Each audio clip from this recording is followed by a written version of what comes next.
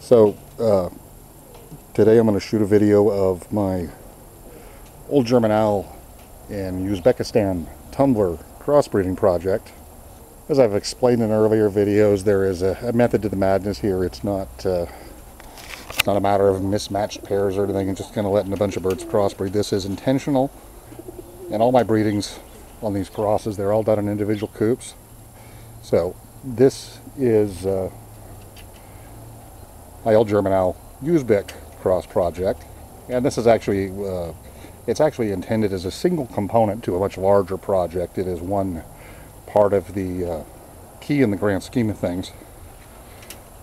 So this guy, he is the old German owl cock I'm using in this project, and he is a cream bar, saddle marked obviously.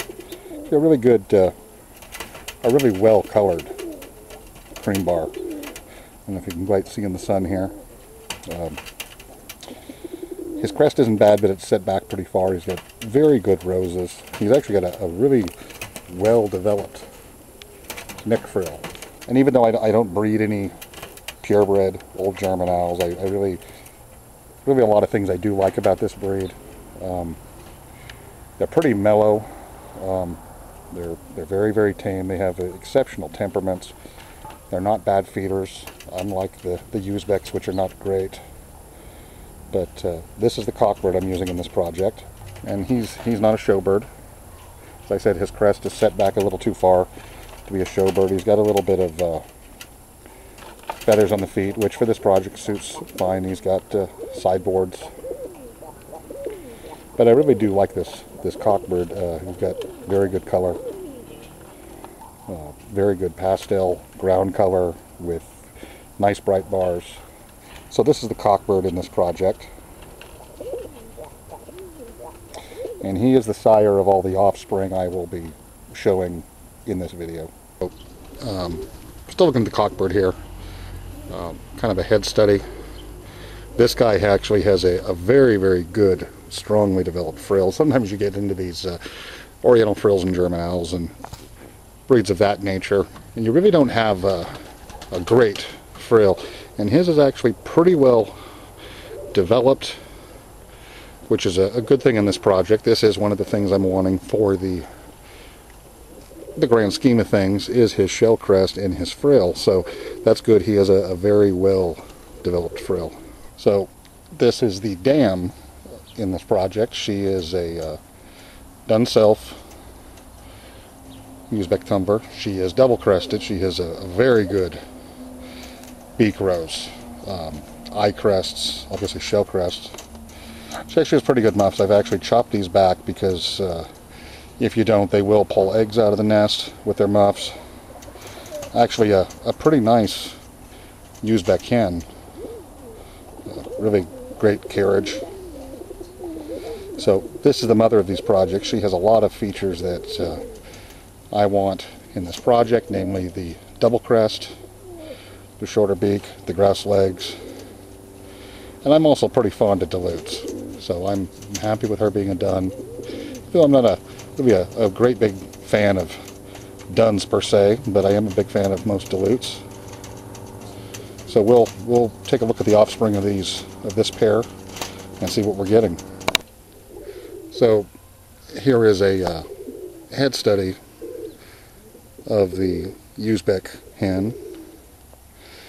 A very well developed beak rows, tufts over each eye, shell crest. So once again, this is the dam of all these birds. One thing I will point out is that the cock, the old German owl, he has a bull eye. The hen has a pearl eye. The pearl eye is recessive, whereas the bull eye is connected to the various white factors that are responsible for the shield markings. And needless to say, the bull eye can actually cover other eye colors. So one of the things we will learn is, as we go on here, judging by the young birds, what kind of eye color the cock is hiding underneath the bull eye. So this is from the first round of the German owl Uzbek cross. This is a January breeding. I think this is probably a hen, would be my guess. I've seen this bird acting like a cock or anything like that, even though it's been aggressive towards some other birds. That could be characteristics of a hen, obviously. As I said, this is the first one. Now, originally there were two in this clutch. They were both spread ash reds. This one just has a shell crest and grouse legs. The other one did have a beak crest that it inherited from the Uzbek mother. That one I lost at a few weeks old, which has been an issue with some of these Uzbeks. The pair early on, I think they were raised by the pair initially, and they do not really feed well. The Uzbek hen is kind of very high-strung, not a great feeder. It's not something I really want to perpetuate. I would rather perpetuate the old German owl temperament, which is considerably calmer. But this was from the first round, kind of very similar to a Russian tumbler, or an East Prussian tumbler, as they were originally called in this country. Kind of very similar, or a Norwegian tumbler, or some of the Scandinavian breeds like that. So kind of very rudimentary. Just a pigeon with some grouse legs and a shell crest. And we'll take a closer look at this bird, see the head study. Here now for a head study of the first squab from the old German owl Uzbek cross. I don't know if you can see in the video, this bird's orange-eyed, as I mentioned before. The old German owl cocky has bull eyes, and obviously was covering a different eye color. The bull eye is connected to white, to recessive white of various types, and that bull eye will always be covering another eye color, and in this case it appears to be an orange eye he's covering. This young bird and some others got the orange eye, and we've got a shell crest and a pretty nice short beak. One of the things I really like about these old German owl Uzbek crosses that was kind of a surprise is actually have very solid bodies on them. Remind me a lot of really well-bred rollers, even though they are a little bigger than most rollers, but a really solid body on them, kind of very similar to what you would get out of most flying breeds, which probably comes from the Uzbek side, and that's something I really like. As I said, this bird was in the first round. The clutch mate had a beak crest. This one doesn't. So we'll go on from here and we'll look at a bird from the second round and kind of keep on going from there and go kind of round by round. Anyway, this guy is from the second round, and I do want to point out right now we won't be seeing 5 entire rounds. The third round was infertile, so there was nothing from the third round. So we're going to go from him, the second round, to the third round, or to the fourth round, sorry.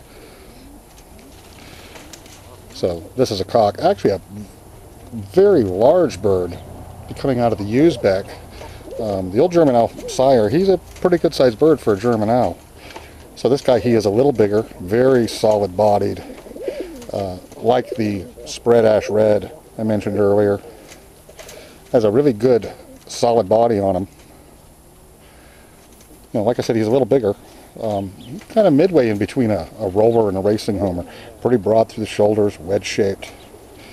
Kind of a very strong, powerful cockbird with a very snappy wing. So we'll take a look at his head and some of his structural characteristics. A head study of the dun cock. As you can see, like his older sister, he is orange-eyed. Memory serves right, I think the bird, the younger one, I think, is actually looking like it's pearl-eyed, so I think the father is probably split for a pearl eye. Has a shell crest, beak crest on the right side. He does have a tuft over the eye like the mother. That's partial dominant. The beak crest is partial dominant. Obviously the shell crest is recessive, but both parents are shell crested. So we're going to kind of take a better look from the top of his beak crest. It's actually quite unusual compared to most breeds. There's a lot of strange stuff in some of these Uzbeks as far as how the crests come, how the beak crests come out, and other things. So we'll take a look at that.